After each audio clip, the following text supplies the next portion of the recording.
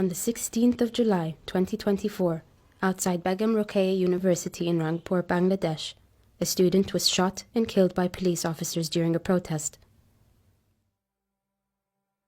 His name was Abu Saeed.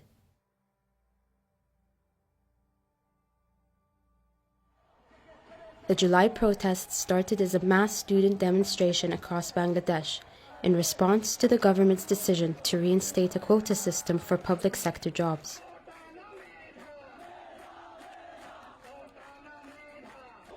Frustrated with the inequality and diminishing economic opportunities, protesters called for a reformed quota structure.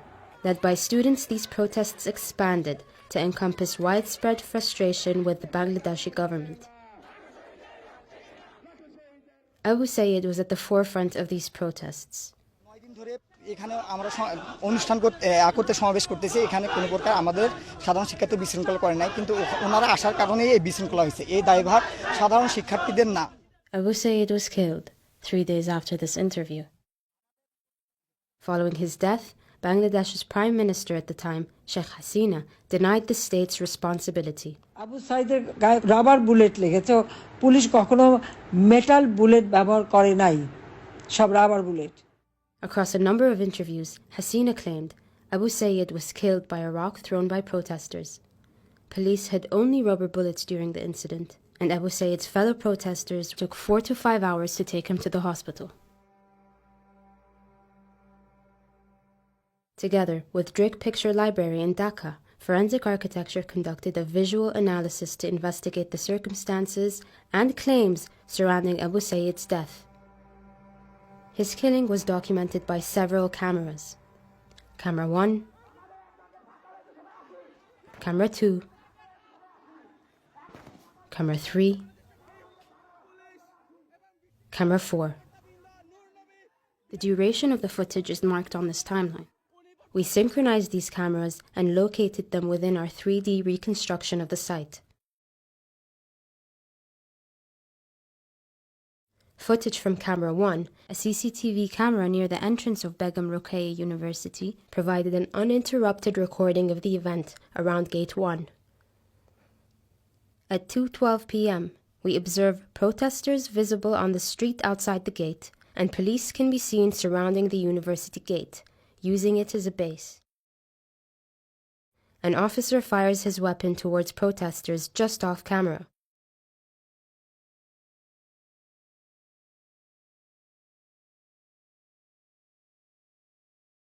Witnesses report that he was firing at Abu Saeed, who appears on camera moments later.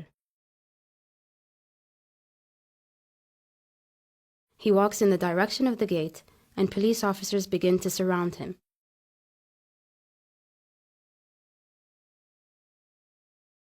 Throughout the beating, Abu Saeed can be seen with his hands up.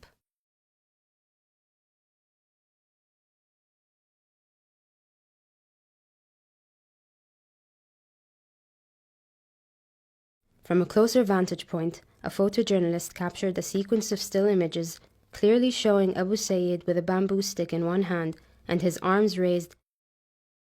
He is assaulted by at least 5 officers, and he does not attempt to use his stick.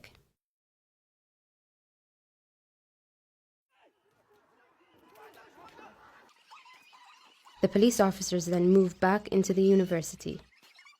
Over a minute after the beating, blood is visible on the back of his neck. Then, more police officers move into the university.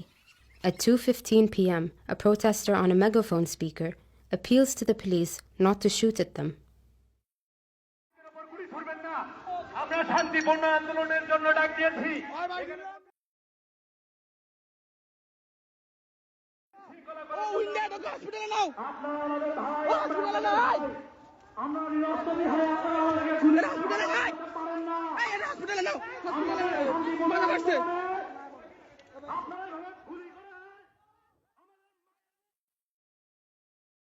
Just over a minute later, protesters surge forward and force open the gate to their university.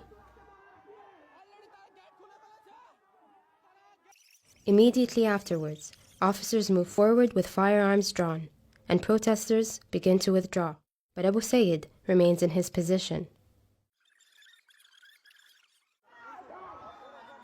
This police officer charges forward, aims his weapon, and takes the first shot. We modeled the positions of the police officer and Abu Sayyid and found the shot was fired from a distance of 14.2 meters.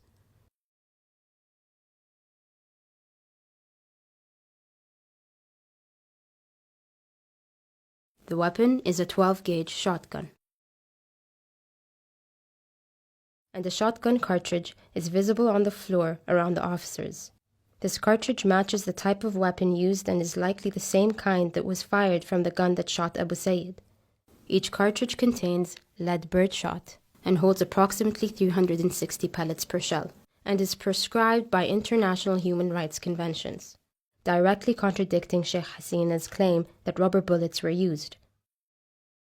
According to a UN report on the protests, the physician's own examination of the medical evidence, including photos of the body, found shotgun wounds with at least 40 metal pellets on the right side of his chest and 50 on the left.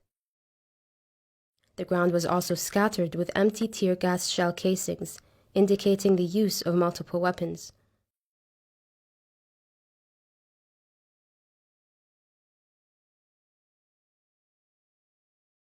According to the police regulations of Bengal, an order to fire upon a crowd should be regarded as an extreme measure. Abu Sayyid was standing still, baring his chest and exposing his vulnerability. This heat map shows just how isolated he was from the rest of the protesters. By the time Abu Sayyid was shot, the crowd had already dispersed, and no warning was given before live fire was used. In this camera from Jamuna TV, we can clearly see that Abu Sayyid was isolated and not part of a crowd when he was shot.